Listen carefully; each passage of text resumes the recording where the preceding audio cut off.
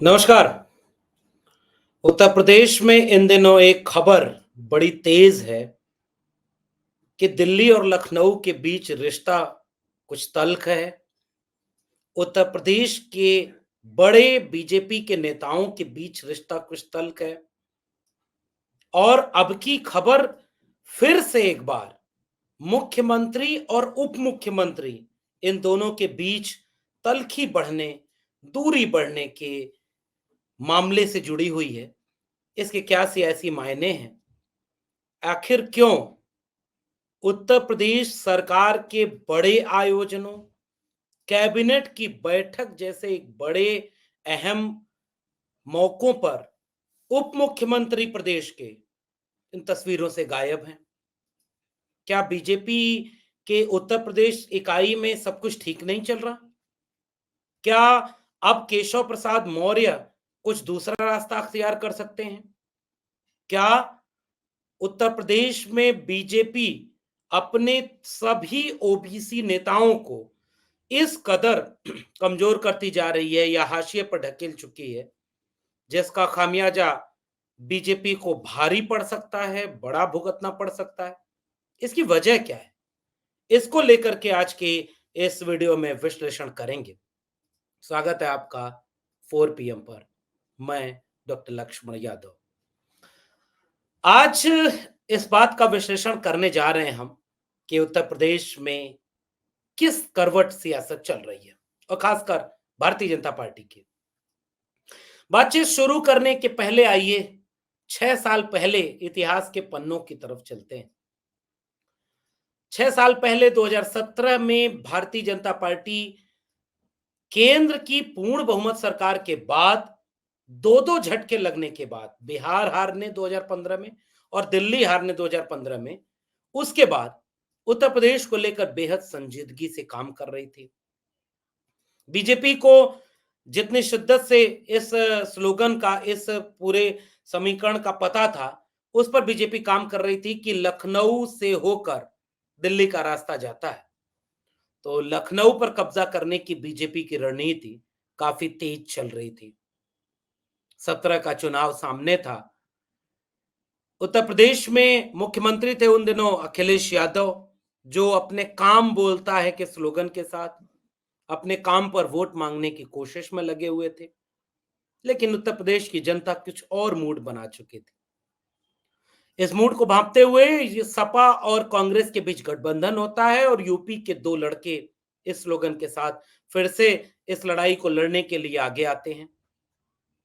और बीजेपी जो अंदर अंदर 2015 की बिहार की हार के बाद से लगातार एक कोशिश कर रही थी, वो ओबीसी और एससी वोटों को अपनी तरफ लाने की कोशिश थी। 14 में जब नरेंद्र मोदी देश के प्रधानमंत्री बनने के लिए सपने पाल कर दिल्ली की तरफ चल रहे थे, तो चुनावी रैलियों में नरेंद्र मोदी ने यह कहना शुरू कर दिया था कि मैं ओबीसी मां का बेटा हूं। वही नरेंद्र मोदी जो 2023 में अब कहते हैं, जब जाति जनगणना का सवाल सामने आ गया तो कहते हैं गरीब और अमीर केवल एक ही जाति होती है इस देश में, दूसरी कोई जाति नहीं। लेकिन खुद ओबीसी मां का बेटा खुद नरेंद्र मोदी ने बताया, और तो और 2019 के चुनाव तक जाते जाते अति पिछड़ी मां का बेटा भी बोला। बहरहाल लौटते हैं यूपी की तरफ। बीजेपी यूपी के लिए एक अलग रणनीति बना रही थी।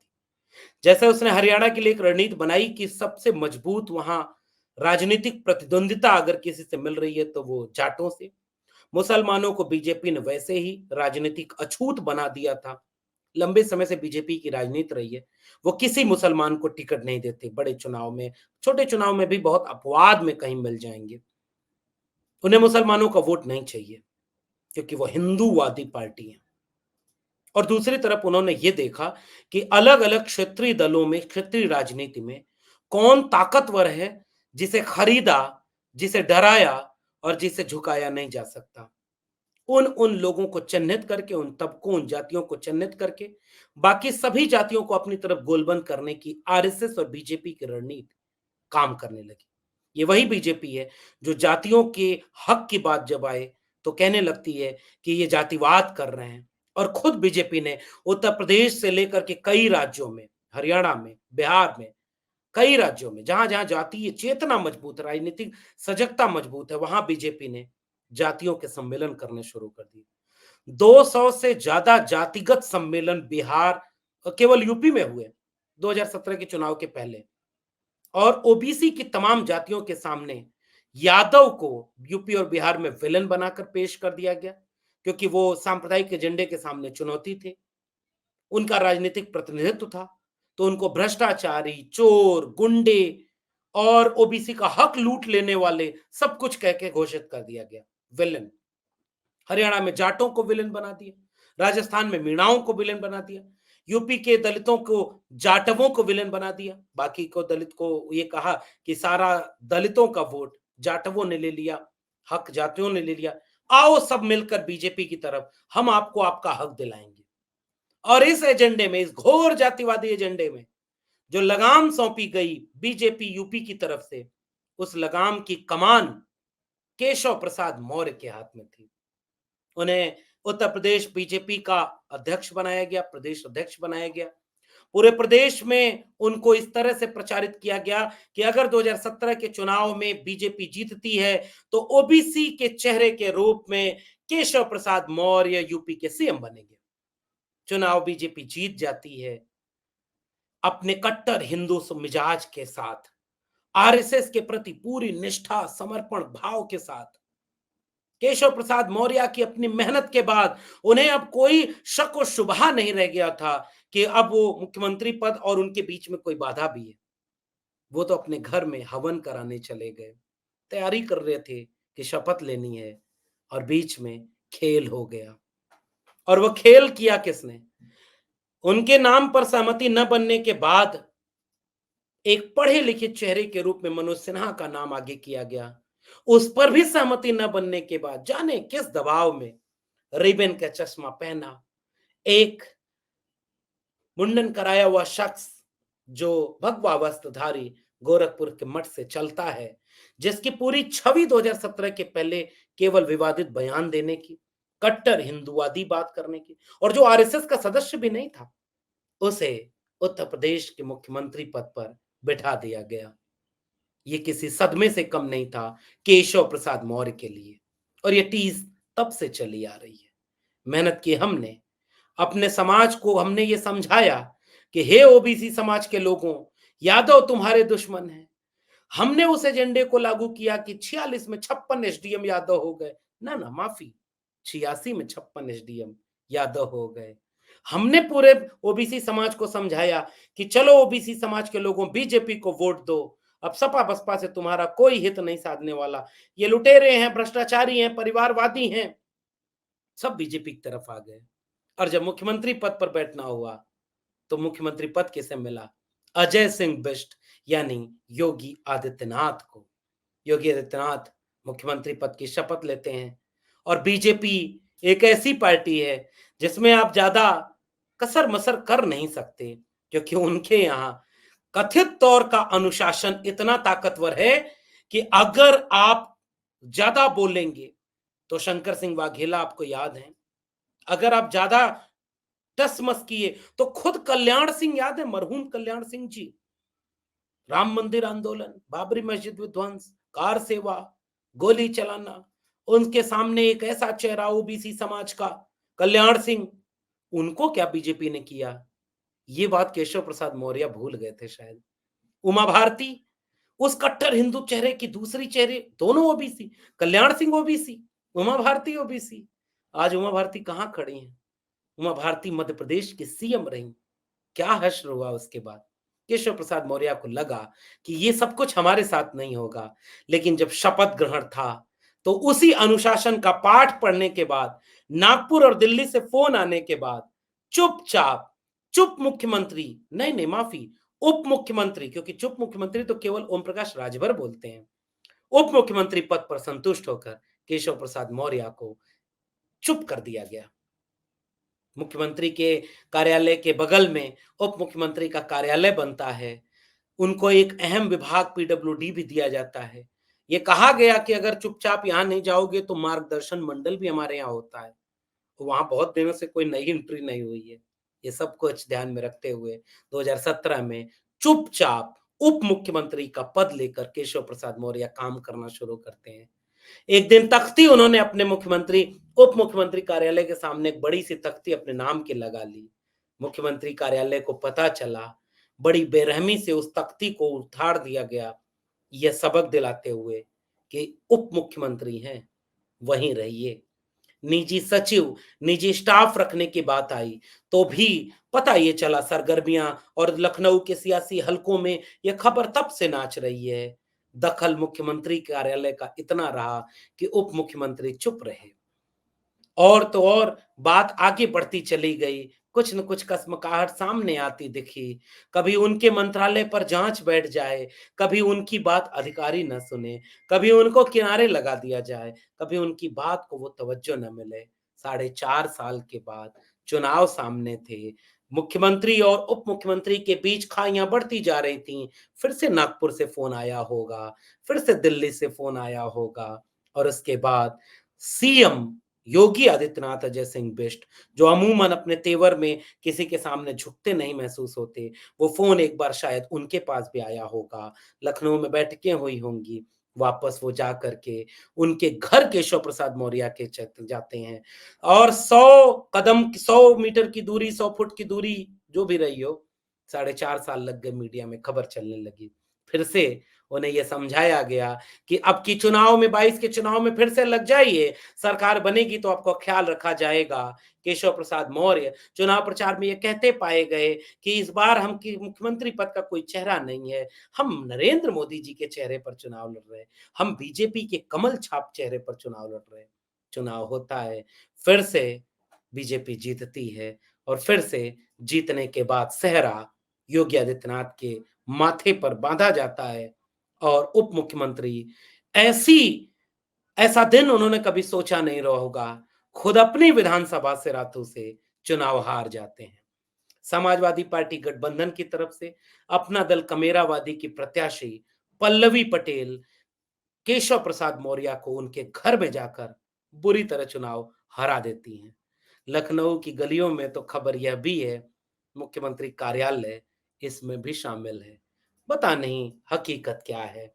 फिर सब कुछ शांत हो गया, उप मुख्यमंत्री का सेहरा फिर बांध दिया गया केशव प्रसाद मौर्य के माथे पर, फिर से सब चलने लगा। लेकिन अब इस समय फिर से खटपट के बाद वो सामने आ गई बात कि अयोध्या में कैबिनेट की बैठक हुई। इतनी बड़ी बैठक, इतना बड़ा इवेंट, जिस अयोध्या के लेकर के केशव प्रसाद मौर्य दिन रात भाषण में घोर हिंदू, कट्टर हिंदू, जय श्री राम तेज से बोलकर, योगी आदित्यनाथ जितना तेज बोलते होंगे उससे कई गुना तेज बोलते होंगे केशव प्रसाद मौर्य, जय श्री राम। और जब अयोध्या में बैठक हुई, केशव प्रसाद मौर्य डिप्टी सीएम होने के बाद भी तस्वीरों से गायब दिखे। दूसरे deputy CM Brajesh Pathak, CM Ajay Singh Bisht यानी योगी आदित्यनाथ के बगल में पूरे तस्वीर पूरे इवेंट में छाए रहे। सियासी गलियारों में चर्चा तेज होने लगी, क्या बीजेपी अपने ओबीसी नेताओं को किनारे कर रही है क्या? क्या ओबीसी वोट लेकर के अजय सिंह बिष्ट और ब्रजेश पाठक की जोड़ी किस दिशा में यूपी बीजेपी को दिखा रही है? असल में मैसेज क्लियर था, वोट चाहिए था तो आपके सर पर सेहरा था। वोट मिलने के बाद जो ओहदा है वो आपका इतना कमजोर हो गया और कुछ लोग तो तंज में कहते हैं, उन्हें सोफे मिलते हैं, कुर्सियां मिलती हैं। केशव प्रसाद मौर्य ओबीसी जाति के हैं, ओबीसी बिरादरी में आते हैं, स्टूल मिला। अखिलेश यादव से लेकर ओम प्रकाश राजभर तक लगातार उनके स्टूल पर तंज करते रहे। वो बेचारे बचाव भी करते हैं, वो बहुत जोर से जय श्री राम बोलते हैं। फिर भी 2014 में आजादी पाई हुई कंगना रनौत की फिल्म तेजस जब एक इवेंट बनाकर लखनऊ में दिखाई गई, फिर से मुख्यमंत्री के बगल में उप मुख्यमंत्री दिखे, लेकिन चुप मुख्यमंत्री, माफ कीजिएगा, दूसरे डिप्टी सीएम केशव प्रसाद मौर्य नहीं दिखे। सियासी गलियारों में यह भी चर्चा है, थे तो लखनऊ में, लेकिन अयोध्या की बैठक में शामिल होने के लिए दूसरे डिप्टी सीएम ब्रजेश पाठक भोपाल से रैली छोड़कर आ सकते हैं, तो जो लखनऊ में है वो क्यों उसमें शामिल नहीं हुआ? कहीं कुछ तो गड़बड़ है।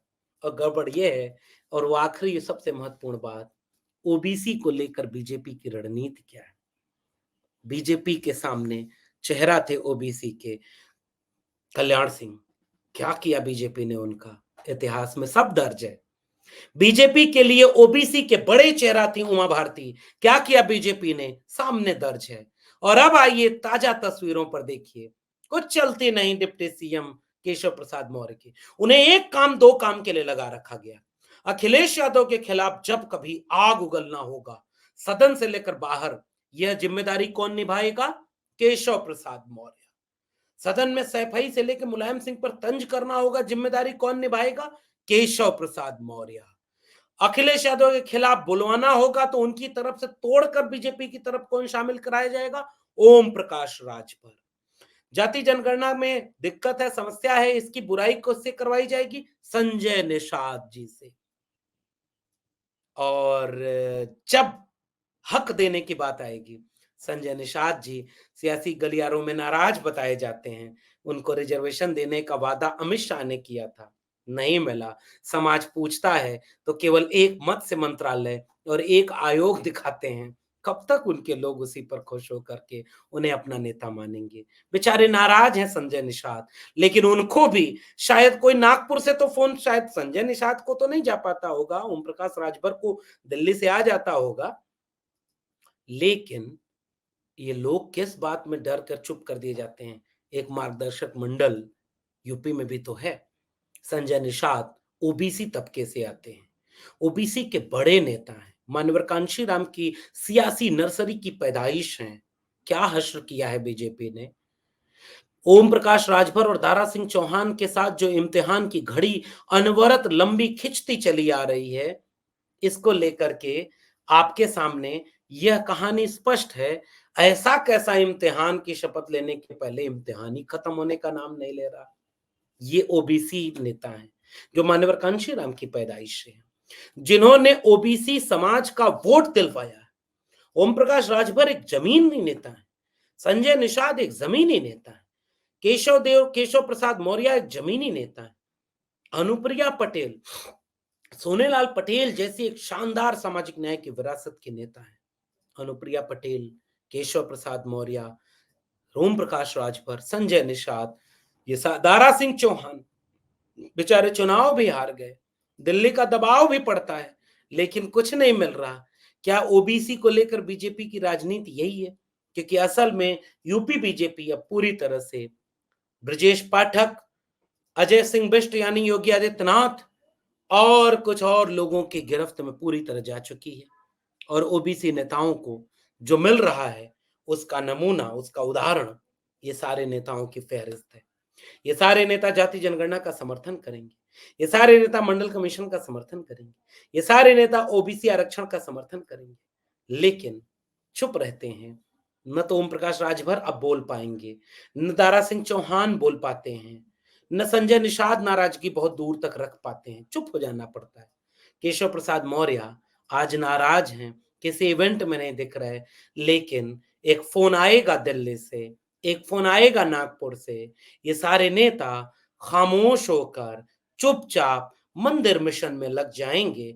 22 जनवरी के पहले सबसे जोर से सुनाई देने वाली आवाजों में इन्हीं ओबीसी और दलित नेताओं की आवाजें होंगी। इनको फिर से मार्गदर्शक मंडल का डर दिखाकर, इनको फिर से ईडी सीबीआई का डर दिखाकर चुप कर दिया जाएगा और ये फिर से मुस्कुराते हुए चेहरे के साथ मंत्रिमंडल की बैठकों में नजर आने लगेंगे, चुपचाप बीजेपी को बढ़ाने में आगे लग जाएंगे। समाज को भले कुछ मिले ना मिले, खुद को तो मिल रहा है। ये नाराजगी कितनी दूर तक जाएगी, इसका विश्लेषण आप भी करिए। मगर मेरी टिप्पणी इस बात की है कि जो बीजेपी, उसके प्रधानमंत्री जो आज भी ये दावा करते हैं कि एक ही जाति होती है, वो केवल गरीब और अमीर की, उसके नेता चाहे वो केशव प्रसाद मौर्य हो, जाति जनगणना का समर्थन करते हैं। ओम प्रकाश राजभर, दारा सिंह चौहान, अनुप्रिया पटेल, संजय निषाद, सारे नेता जो यूपी बीजेपी के हैं, वो सारे जाति जनगणना का समर्थन करते हैं। इनको ये दो काम दिए गए हैं, सपा बसपा के खिलाफ जहर उगलो और जोर से जय श्री राम बोलो। अपनी जाति का वोट बीजेपी को दिलाओ। दुश्मन किसे बनाओ? उन्हीं के अपने लोगों को। जैसे ओबीसी में दुश्मन किसको बनाओ? यादव को। बिहार का शुक्रिया कहिए कि बिहार ने एक आंकड़ा दे दिया कि 14.63% यादव की आबादी और सरकारी नौकरी में 1.55%। क्या केशव प्रसाद मौर्य को वह लिस्ट सार्वजनिक नहीं कर देनी चाहिए जिसमें 86 में 56 एसडीएम यादव बने थे? क्योंकि असल में वो झूठ था। वो झूठ जिसमें विलन यादव को बनाया गया ताकि मौर्य वोट उधर से आए, अनुप्रिया पटेल की तरफ से पटेल वोट आए, ओम प्रकाश राजभर की तरफ से अब राजभर का भी वोट ले लिया जाए, दारा सिंह चौहान अब चौहानों का वोट लेकर के आ जाए, संजय निषाद निषादों का वोट लेकर के आ जाए। इन सारे लोगों को इस काम पर लगा दिया गया है और इनकी हैसियत केवल इतनी है कि हैं उप मुख्यमंत्री मगर हैं चुप मुख्यमंत्री। स्टूल भी अब नहीं मिल रहा, अब कुर्सी भी नहीं मिल रही। बिना उप मुख्यमंत्री के भी कैबिनेट की बैठक पूरी शान और शौकत से चल रही है। बीजेपी असल में जातिवाद जो करती है, वो ऐसे करती है। मैं कई मामलों में यूपी बीजेपी को एक नज़ीर की तरह देखता हूँ। वो नज़ीर जो असल में दिखाती है कि जब धर्म का राज बनेगा, जब राम राज्य बनेगा, तो बीजेपी कैसे राज करेगी, ये यूपी से सीखिए और उसमें ओबीसी की जगह कहाँ होगी, दलितों की जगह कहाँ होगी। जो बीजेपी में चले गए उनको एक तो रोज अपनी बीजेपी भक्ति साबित करनी है, रोज अपनी निष्ठा साबित करनी है, जोर से जय श्री राम बोलना है और मिलेगा क्या? नाराजगी। और वो भी कब तक? जब तक नागपुर या दिल्ली से एक फोन ना आ जाए। और इसके आगे आपको क्या लगता है? नीचे कमेंट बॉक्स में बताइएगा। इस विश्लेषण पर आपकी टिप्पणी क्या है इसे बताइएगा। फिर मिलेंगे किसी और टिप्पणी के साथ। तब तक के लिए बहुत-बहुत धन्यवाद।